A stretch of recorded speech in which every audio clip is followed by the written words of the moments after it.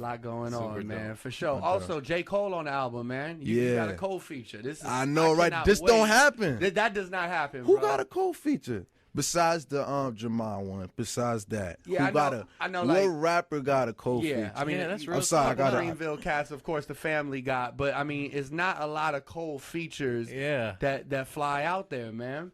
Damn, Yeah, that's man. real. I'm trying to think right now.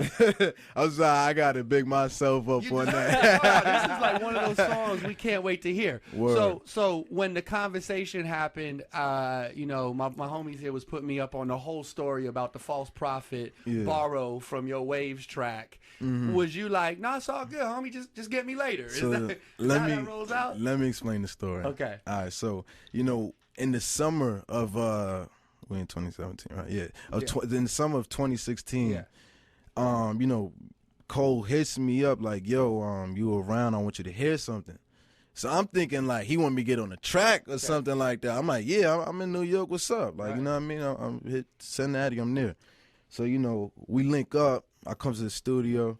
We politicking, and then he like, "I want to play you this record." Right, so I'm like, okay, I'm still thinking it's like a track for me to hop on Right, and we shit. getting the bars Yeah, ready. right. So before he plays me the record, Okay. he goes down into like the whole breakdown of the record, why he did it, and this is before I even know that what it is. Okay, so you know he's what I'm giving saying? you the theme of the whole record. He's before- he's not even giving me the theme. He's giving me the reason why he even came to writing to that record. Gotcha. You know what I'm saying? So he was like, he wrote it at a time of his life where like, he was home off tour, like he finally, basically like where I'm at now, like he finally got back to doing the things that he used to do. It just made him happy, like sitting on the couch watching Netflix or going on YouTube and just browsing beats. Right, You know okay. what I'm saying? So one day he was writing and he resorted to his old way of writing, which was, going on YouTube and writing to beats, which is what most of us do. Yeah. So he comes across the Waves beat Right. and he's like, yo, like, he knew it was mine and everything, but like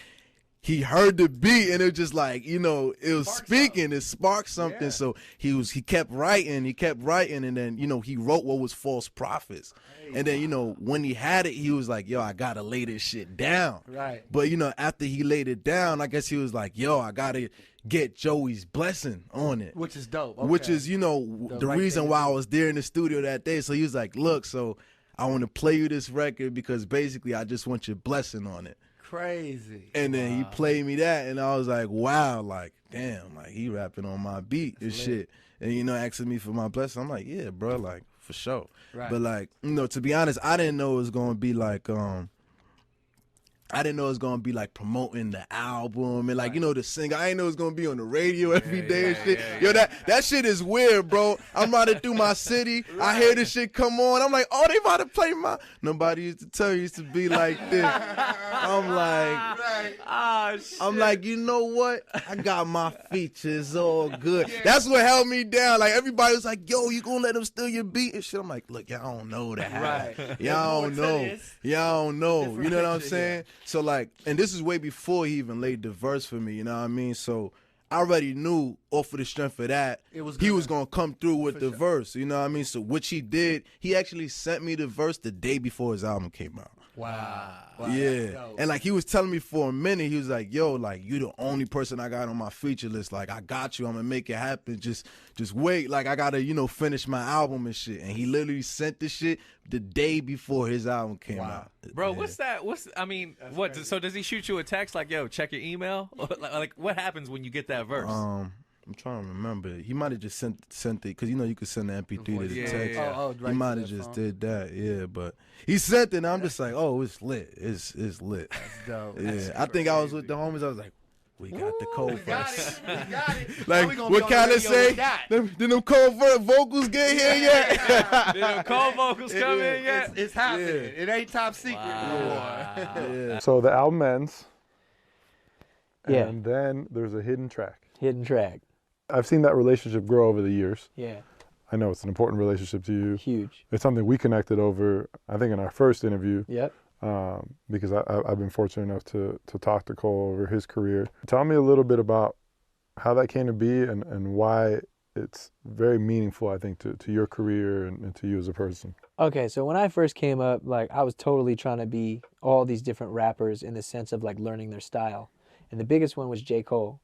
Loved J. Cole, obsessed over him. Like, J. Cole was in the Simba video in jeans and a white t-shirt. I'm in the Backpack video in jeans and a white t-shirt walking down alleyways and shit. Like, you know, they say, what is it? The like sincerest form of flattery is like imitation, you know? And like, it's a real thing. Young kid learning who he is, learning himself. That's why when I see these youngins like coming up, doing the Logic flows and the this and the that and all this other shit, I'm just like, yeah, fuck yeah, that's tight. Like, dope. Can't nobody do it like me. But like, no, it's a real thing. Like, can't nobody be Cole. Right. Can't nobody be Kanye. Nobody be Kendrick. Like, you're just you. You know, you be inspired. You can obviously take things from different people like we all have as artists and musicians.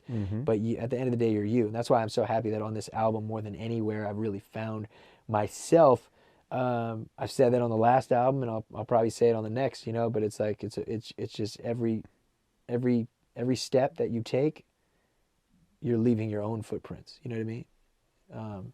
You kind of veer off in those shoes or those prints you were trying to fill, and you kind of find yourself. So first time I ever met J. Cole in person was in No ID's house at his birthday parties. First time I came to LA, it was incredible. And this was like short hair Cole. Like, you know what I mean? Like, it's a minute. And I was never really extra like starstruck over people. Like, I was like, oh my God, like that's Big Sean. Oh shit. Like, oh this, that. But Cole, I was like, my A&R no. I was like, yo, you gotta introduce me to him. Like, you gotta introduce me to him. Because it's my fucking hero, man. It's my idol. My idol's right there in front of me. You gotta introduce me. And I go up to him and I'm like, oh, hey, what's up, brother? You know what I mean? I'm like, what's up, man? And he's like, oh, what's up, bro? And I'm like, my name's Logic, and I just signed a Def Jam, nigga. Like, you know, like in my mind, I'm like I'm serious, man. I'm trying to let him know, like, I'm not just a fan, you know what I mean? And he was so nice. He was the nicest. Him and Ebe was there, Ibrahim, and he was so nice, you know? He didn't know who the fuck I was, and Common was there and all these different people. He was just the nicest guy, man. And so, like, the next day, for whatever reason, he comes to the studio. And Chris, my manager, was outside, said he was talking to somebody. He was like, and he just hung the phone up on the person. Was like, hey, what's up, bro? I manage Logic. And Cole was like, oh yeah, you know, kind of putting two together. He's like, he's actually in the studio right now, because Cole was looking for Dion, no ID, but he wasn't there. So he's like, he's actually in the studio, and I'm just like chilling, and I'm in the studio and shit. And then the next thing I look over, and J. Cole walks in with Ibrahim, and I don't even think fucking he remembers this shit, right? But like, I remember. It's fun because I haven't thought about it. So to reminisce as like me now, it's really amazing. It makes me like know why like I love his music and appreciate him as a person. And so I'm like, oh my God, here's a fucking hilarious story that I hope he never watches this.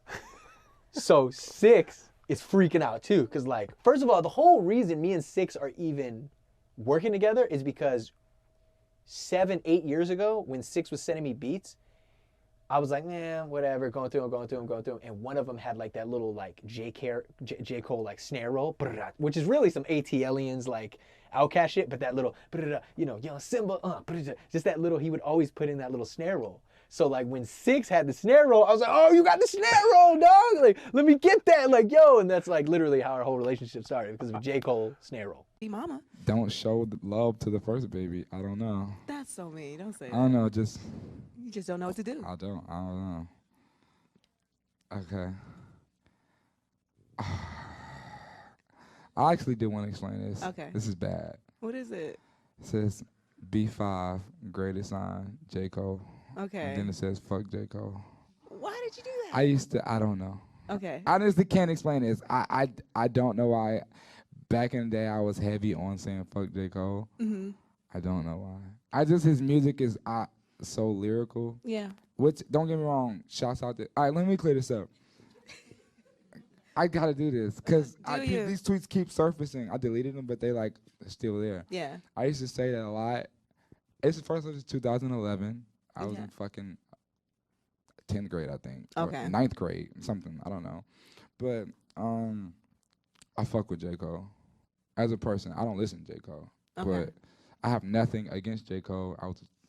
I was young, and I was just talking shit, trolling. I never thought I was gonna be a rapper. Why? I was in like 9th grade. I don't know. So basically, you were trolling. You have no issues with J. Cole. I have no issue with J. Cole or his music, and if we ever bump into each other, I don't want any problems. He said, I don't want no problem. No, I ain't scared of no problems, but I don't want any problems with J. Cole at all. Well, I'm glad you cleared that up because I saw have to that. because that's been surfacing. I'm sure he's seen it or been told about it. Like, but I have no problem with J. Cole or J. Cole music or Cole World or any. I feel like anything you do before the 11th grade Cole. doesn't count. Right? It was fucking, I don't know. Whatever.